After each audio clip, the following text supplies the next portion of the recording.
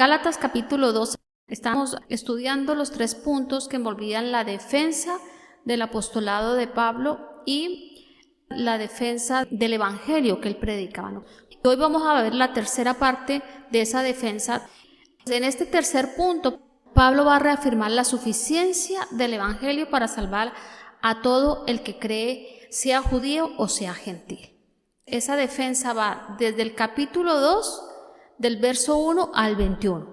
El evangelio fue dado para salvar a todo el que cree, tanto judío como gentiles. Los judíos creían que la salvación solamente era para ellos. Vamos a ver los versos que el tiempo nos permita y lo que estime conveniente aclarar y traer luz, pues entonces lo vamos haciendo para tener una mayor comprensión. Vamos al verso 1 del capítulo 2. Luego, 14 años más tarde, regresé a Jerusalén, esta vez con Bernabé, y Tito también vino. Recordemos que él había estado ya en Jerusalén visitando a Pedro. 14 años después regresa a Jerusalén. Se cree que ese regreso del que él está hablando fue cuando se celebró el Concilio de Jerusalén. Eso lo podemos ver en Hechos capítulo 15 del verso 1 al 35. No lo vamos a leer, pero sí les voy a dejar esa tarea, hermanos, para que entiendan qué fue lo que pasó allí en el Concilio de Jerusalén. Y es interesante ver todo ese capítulo, esos versos. Hechos 15, verso del 1 al 35.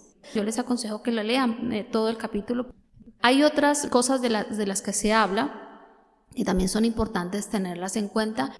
Cuando ustedes hagan la lectura, se van a dar cuenta de esto. Entonces, cuando leemos estos aspectos, compaginándolos con los otros versículos, hacemos una mejor comprensión. En este concilio fue donde se decidió que los gentiles no debían ser circuncidados. Dentro de los temas que se trató la situación de los gentiles. Las iglesias que Pablo inauguró tenían una mezcla de judíos y gentiles. Entonces aquí se iba a discutir si los gentiles debían ser circuncidados o no. Los judaizantes se levantaban diciendo, a la salvación hay que agregarle algunos ritos de la ley, entre esos debían ser circuncidados.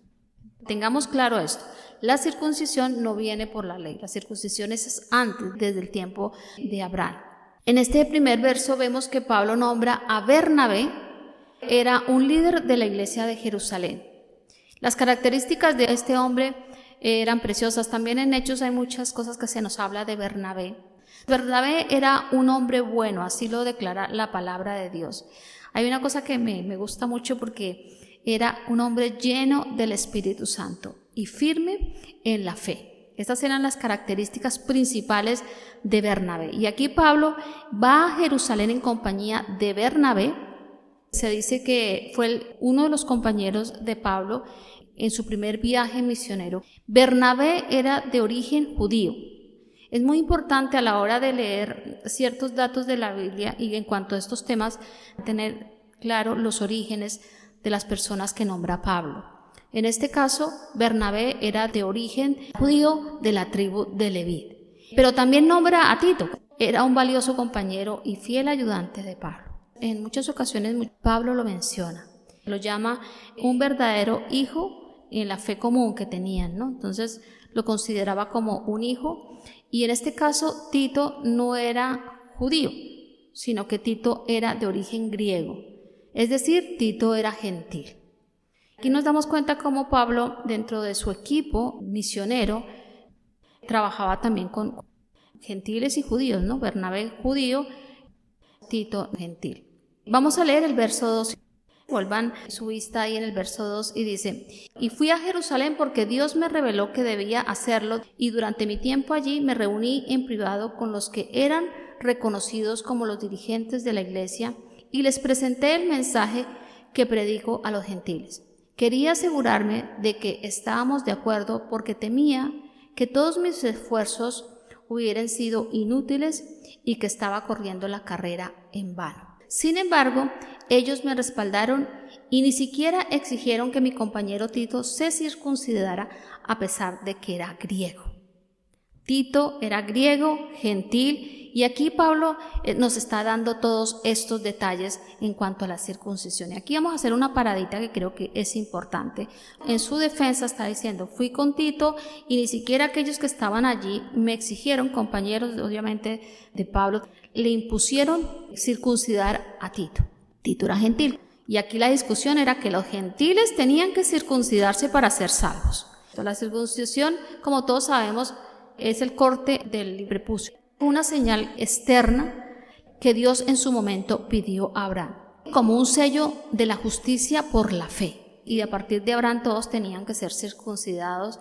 En cierto sentido, este rito externo era un tipo de la cruz de Cristo.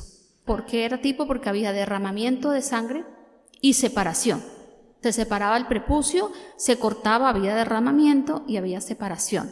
Decimos que es un tipo porque del mismo modo vemos que con la muerte de Cristo hubo también derramamiento de sangre.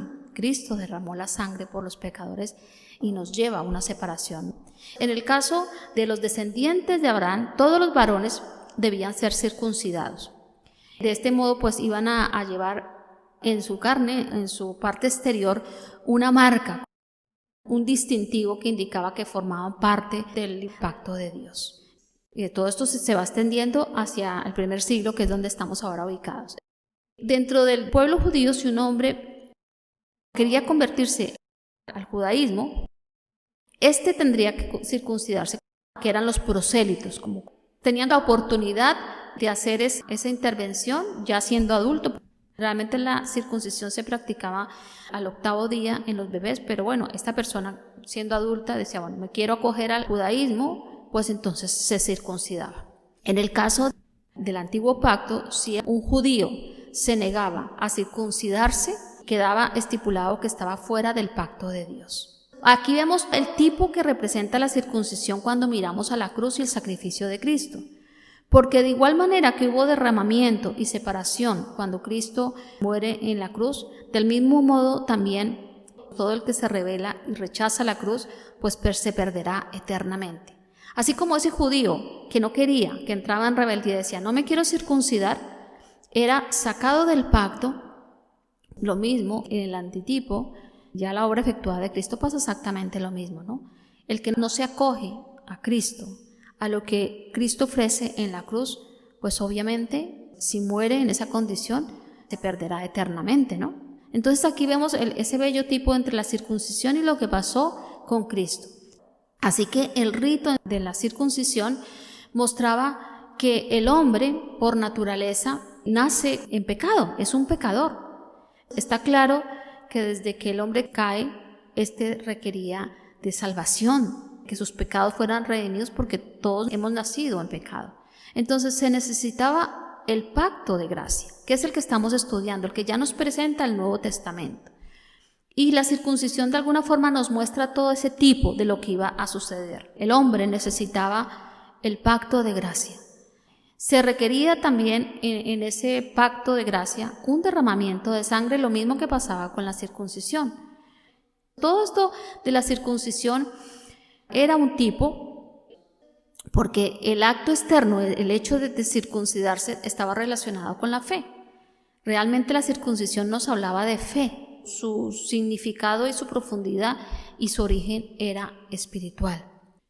¿Era una señal externa? Claro que sí, porque había un corte y derramamiento de sangre, pero también había una fe interna. Y eso fue lo que pasó con Abraham.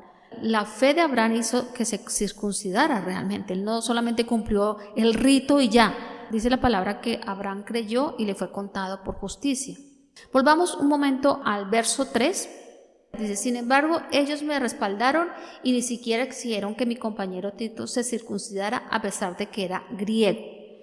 Esa aclaración que Pablo está haciendo aquí no tenía ni la menor intención de que Tito fuera circuncidado. ¿Por qué? La circuncisión no era necesaria para la salvación. Ya no estaban bajo el antiguo pacto. Cristo nos ofrece ese nuevo pacto que es mejor que el antiguo pacto. Pero como vemos en Gálatas, los judaizantes insistían que debían ser circuncidados. Vamos a ver algunas citas también escritas por Pablo que hablan acerca de cómo la circuncisión no tenía que contarse como un requisito para ser salvo. Les invito a que vayan a Colosenses capítulo 2, del verso 8 al 11. En el contexto de estas palabras también están haciendo referencia a la libertad cristiana. Verso 8 dice: no permitan que nadie los atrape con filosofías huecas y disparates elocuentes, que nacen del pensamiento humano y de los poderes espirituales de este mundo y no de Cristo. Pues en Cristo habita toda la plenitud de Dios en un cuerpo humano, de modo que ustedes también están completos mediante la unión con Cristo, quien es la cabeza de todo gobernante y toda autoridad. Ustedes llegaron a Cristo, fueron circuncidados, pero no mediante el procedimiento corporal. Cristo llevó a cabo una circuncisión espiritual, es decir, les quitó la naturaleza pecaminosa. ¿Se dan cuenta? Esta cita es importantísima. Dice el último verso: cuando ustedes llegaron a Cristo, aquí también estamos nosotros metidos, hermanos. Cuando ustedes llegaron a Cristo, fueron circuncidados, subrayen eso, pero subrayen muy grande, pero no mediante un procedimiento corporal, porque la circuncisión en el antiguo pacto, aquella que se le dijo a Abraham, era un procedimiento corporal. En este caso no. Dice, Cristo les llevó a una circuncisión espiritual. ¿Nos damos cuenta cómo se cumple el tipo de la circuncisión aquí con estas palabras? La circuncisión no la necesitamos para salvarnos. Es lo que les está diciendo Pablo aquí. Hay otra cita que quiero que lean también para corroborar esto en Filipenses capítulo 3, del verso 1 al 3. Dice así: mis amados hermanos, pase lo que pase, alégrense en el Señor. Nunca me canso de decirles estas cosas y lo hago para proteger su fe. Cuídense de esos perros, aquí es un poco más fuerte, Pablo, de esa gente que hace lo malo, esos mutiladores que les dicen que deben circuncidarse para ser salvos. Pues los que adoramos por medio del Espíritu de Dios somos los verdaderos circuncisos. Confiamos en lo que Cristo Jesús hizo por nosotros. No depositamos ninguna confianza en esfuerzos humanos. Con energía les está diciendo, ¿no? Y no se necesita circuncidarse porque pues la obra de Cristo ya ha sido consumada y Él es el único que puede salvar y que pudo salvar y que podía salvar. Entonces, no era en sí la celebración, el rito externo de la circuncisión, ni ningún otro los ritos que los judaizantes querían seguir, lo que salvaba, que era lo que ellos querían en cierta forma introducir en la iglesia y convencer a los gentiles que tenían que seguir ciertos ritos y normas para ser salvos. Entonces está claro, y Pablo aquí deja claro, que es la obra consumada de Cristo, hermano, y eso nosotros tenemos también que tenerlo muy claro. Es la obra de Cristo consumada la que nos ha salvado. En eso se afianza la fe cristiana, no por los ritos externos. Vemos que la circuncisión bajo el nuevo pacto no habla de un rito externo. Romanos capítulo 2, verso 29. Dice así: no, un verdadero judío es aquel que tiene el corazón recto a los ojos de Dios. La verdadera circuncisión no consiste meramente en obedecer la letra de la ley, sino que es un cambio en el corazón producido por el Espíritu. Qué hermoso, ¿no? Lo que representa ya en el nuevo pacto la circuncisión. Y una persona con un corazón transformado busca la aprobación de Dios, no la de la gente. Aquí nuevamente Pablo nos está ampliando lo que es la circuncisión y lo que significa bajo el nuevo pacto. Un corazón transformado, dice. Los judaizantes lo que buscaban era agradar a la gente, no buscaban agradar a Dios. Aquí está claro, ¿no? Estaban enseñando algo que era contrario. Cuando Pablo nombra este tema de la circuncisión en Gálatas, está clarísimo, hermanos, que está relacionada con fe. Y también la de Abraham, de cierta forma, porque Abraham lo hizo por fe. El diseño original por el cual Dios decidió que esto se tenía que dar estaba relacionado con la fe. ¿Qué fue lo que pasó con Abraham? De nada servía practicarse externamente la circuncisión si no había fe. Pero todos estos falsos maestros no entendían que ese acto que ellos querían imponer, su esencia, su origen estaba en la fe. Se trata de una circuncisión del corazón, hermanos. No es por lo que hagamos externamente. Dios pide y demanda de cada uno de nosotros que nuestro corazón esté circuncidado. Las normas del nuevo pacto superan todo lo de la ley. No es hacer cosas por hacer. Dios pide a sus hijos, pide a la iglesia de Cristo que tenga un corazón circuncidado, hermanos. Si estos aspectos ya en el nuevo pacto se pierden, se desdibujan, entonces podemos llevar una vida muy mecánica. Dios quiere corazones circuncidados. Nuestros actos externos, hermanos, no pueden agradar a Dios, porque a Dios no lo podemos engañar. Él sabe lo que hay en nuestros corazones. Y vemos cómo este tema de la circuncisión del corazón, que está relacionado es con la fe, tiene mucha importancia para Dios, porque se menciona en muchos pasajes del Antiguo Testamento, en Deuteronomio, Levítico. Como vemos, la circuncisión nos anunciaba la obra de Cristo como el mediador del pacto, del nuevo y mejor pacto en el que estamos nosotros. La idea que Pablo estaba arrastrando, ¿no? Esto es lo que Dios quiere. Esto es lo que precisamente significa el nuevo pacto, no lo que ustedes intentan imponer. Dentro del nuevo pacto, esa circuncisión nos habla también de una nueva naturaleza. Imparte al que viene a Cristo una nueva naturaleza. Un corazón nuevo, hermanos. Un corazón separado del mundo para hacer lo que agrada a Dios. Esto es circuncidar nuestro corazón. La circuncisión a través de Cristo anunciaba también que la iglesia iba a ser separada del mundo. Iba a ser un pueblo peculiar, hermano. No un pueblo corriente ni un pueblo que se parece al mundo, sino un pueblo separado, un pueblo peculiar, un pueblo especial. ¿Separado para qué? Para Dios. Un pueblo celoso de las buenas obras y capacitados para resistir las pasiones pecaminosas que suelen rondar siempre. Los judaizantes creían que era el acto en sí, el acto de hacer esa señal externa y ya.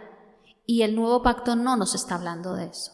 El nuevo pacto nos está hablando de una nueva vida, una nueva identidad, que somos un pueblo diferente, separado para Dios. Este era el significado espiritual de la circuncisión, que fue practicada por el pueblo judío, sí, pero cuando llegó Cristo, cuando ya el pacto fue efectuado, el Señor muere, resucita, estamos bajo ese pacto. Todo el significado espiritual que en sí tenía la circuncisión fue quedando atrás, perdido. Se descuidó lo principal, se descuidó la esencia por el cual pedía a Dios esto. Y se quedaron con la parte externa. Volvamos al verso 4 y 5 del capítulo 2 de Gálatas. Dice así: incluso esa cuestión surgió solo a causa de unos supuestos creyentes, en realidad falsos, dice Pablo, que se habían infiltrado entre nosotros. Se metieron en secreto para espiarnos y privarnos de la libertad que tenemos en Cristo Jesús, pues querían esclavizarnos y obligarnos a seguir los reglamentos judíos. Pero no nos doblegamos ante ellos ni por un solo instante. Queríamos preservar la verdad del mensaje del Evangelio para ustedes. Aquí está Pablo diciendo, supuestos creyentes, en realidad falsos, es lo que está diciendo Pablo, ¿no? Los que estaban invadiendo la iglesia, trayendo todo este tipo de cosas. Al parecer se cree que estos falsos maestros o judaizantes eran hombres con ciertas pretensiones de vida piadosa, como eran los fariseos, ¿no? Como dijo el mismo Señor, sepulcros blanqueados. Pablo está diciendo falsos hermanos. En todas las iglesias siempre va a haber falsos hermanos. De eso no se escapó la iglesia al primer siglo, que estaba en ese resurgir y en ese poder del Espíritu Santo. Pues no nos vamos a escapar. Entonces, en todas las iglesias vamos a tener que enfrentar a los falsos hermanos, hipócritas, como también les llama el apóstol. No creamos que la iglesia es perfecta. Eso es un sueño imposible. ¿Por qué? Porque está conformada por personas imperfectas que van en un proceso de santificación. Me voy de esta iglesia porque esta iglesia no me gusta, me voy a buscar otra. Bueno, hay motivos que nos hacen retirarnos de iglesia, de las iglesias. Hay motivos, hermanos. Motivos morales y doctrinales, tenemos todo el derecho para levantar nuestros pies y salir de ese lugar. Ahora, fuera de todo esto, va a haber falsos hermanos en las iglesias. Pablo dice que se habían infiltrado. Casi siempre todas estas personas que van como muy piadosas, muy que yo no rompo un platito. Yo he conocido algunos ya en mi vida ministerial que no rompo un platito y que te hablan con el versículo para allí, con el versículo para allá y todo, muy religiosos. Pero a la final, si su corazón no está circuncidado, que era lo que le pasaba a los que Pablo se está refiriendo, pues son hipócritas, falsos maestros, falsos que vienen a espiar, ¿no? Que era lo que está diciendo Pablo acá. No solamente estaban contentos con desviar a las personas del evangelio, sino que también intentaban difamar a Pablo y el evangelio que predica. ¿Sigue pasando esto? Sí, hermanos, sigue pasando. Siempre los líderes están en el punto de mira, también de falsos hermanos y de gente que se levanta. Todos estos que se infiltraron espiaban a las congregaciones para ver si encontraban algo. Y bueno, obviamente Pablo estaba ahí, en primer lugar, porque hacia él era que también querían ir, ¿no? Por eso él está haciendo su defensa del evangelio, porque se iban contra la enseñanza de Pablo. Estos falsos maestros pretendían que los gentiles convertidos llevaran a cabo prácticas innecesarias, entre estos el tema de hoy, que es la circuncisión. Y todo esto, pues obviamente ponía en peligro la libertad espiritual alcanzada bajo el nuevo pacto, que era la que Pablo estaba defendiendo con tanta vehemencia y con tanta radicalidad, porque estaba poniendo en peligro la libertad que se ha alcanzado bajo el nuevo pacto. Estaba claro que a través de ese nuevo pacto, Cristo había liberado de la servidumbre ritual. A veces vemos cristianos que se inventan cosas, ¿no? Y están en una servidumbre ahí de lo ritual, de hacer cosas que no tienen nada que ver con el evangelio, hermanos, ni con la libertad que hemos recibido. Y después lo que tienen que hacer no lo hacen. Cristo ha liberado del poder de la culpa del pecado. Había liberado a los Gálatas, a todos estos cristianos que se estaban incorporando a la iglesia de Cristo, del dominio de Satanás. Todo esto habla de libertad, que es lo que es el evangelio. Cristo ha liberado de la corrupción del mundo, del miedo a la muerte. La muerte para nosotros es una ganancia. Vamos a disfrutar de mejor vida que esta. Así que no tenemos que tener miedo a la muerte. La muerte es ganancia, como también lo dijo el apóstol Pablo. Así que todo esto traía la liberación de Cristo. Por eso la carta habla, el tema principal es la libertad cristiana, de la corrupción de este mundo, de la ira venidera, todo lo que envuelve el evangelio. Estos falsos maestros querían regresar a lo que ya estaba caducado, porque el antiguo pacto caducó con el nuevo. Entonces, pues Pablo veía una amenaza en todas estas enseñanzas y precisamente por eso su defensa, porque él estaba defendiendo la libertad que se alcanzó bajo el nuevo pacto, la verdad del evangelio, como termina el versículo 5. Así que bajo ese nuevo pacto hemos sido liberados. No añadamos nada porque la salvación ya está efectuada. Ahora, hay otras cosas que tenemos que hacer, por supuesto, hermanos, hay cosas que hacer. Y la idea, hermanos, es circuncidar nuestro corazón. De eso nos habla el nuevo pacto, circuncidar nuestro corazón. Entonces vamos a vivir en libertad. Circuncidados, en libertad, hermano, porque un corazón circuncidado experimenta la libertad de lo que hemos recibido, de esta salvación tan grande. Pido al Señor que se hayan quedado con esa verdad espiritual y cómo también esa verdad debe salpicar nuestras vidas. Y que cualquiera que intenta llevarnos por un camino diferente a este, pues nos levantemos y le digamos, hemos sido llamados a la libertad cristiana, que ya sabemos que la libertad cristiana no es libertinaje. Amén. Vamos a darle gracias al Señor por nuestras vidas y por todo lo que se ha efectuado a través de la muerte de Cristo y de ese nuevo pacto. Amén. Te damos gracias, Padre, te damos gracias por tu Hijo, te damos gracias por el nuevo pacto, te damos gracias por cada verso, por cada idea que tú dejaste plasmada ahí en Gálatas, que nos amplía nuestra visión, que nos da un sentido más amplio de lo que significa todos estos aspectos que Pablo estaba defendiendo, Señor. Gracias por tu obra, gracias por el nuevo pacto, gracias por la sangre derramada, gracias por esa circuncisión a la que tú nos invitas a participar y a trabajar cada uno de nuestros días, Señor.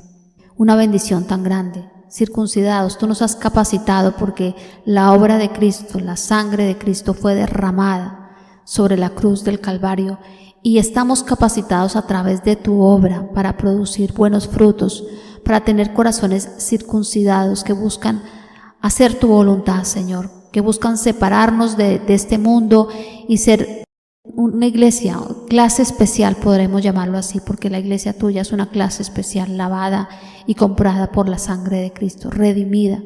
Y te damos gracias, Dios mío, te damos gracias. Permítenos vivir este tipo de vida salpicado de tantas verdades espirituales poderosas que si caminamos en ellas afectarán nuestra vida de una manera sobrenatural y serán vidas efectivas que caminan de acuerdo a lo que tú has establecido y a lo que fue ganado para nosotros. Bendice a mis hermanos, que estas porciones de la palabra queden pegadas en su corazón, ahí y como un sello para que tengamos en cuenta todo aquello que tú, Señor, alcanzaste por nosotros en la cruz. Te alabamos, Señor, porque fuiste tú el que lo hiciste posible. Fuiste tú, Señor, fuiste tú, solamente tú el que has hecho posible esta salvación tan grande para nuestras vidas y el poder disfrutar de todos los beneficios que tu obra, Señor, consumada nos ha dado, Señor. Gracias, Papito Dios. Gracias, Espíritu Santo. Ayúdanos a vivir este cristianismo. Este cristianismo es el que debemos anhelar, hermanos, y trabajar cada uno de nuestros días por él, por el bien del buen evangelio, disfrutándolo e impartiéndolos a todos aquellos que lo necesitan. En tu santo nombre te damos gracias. Amén y amén.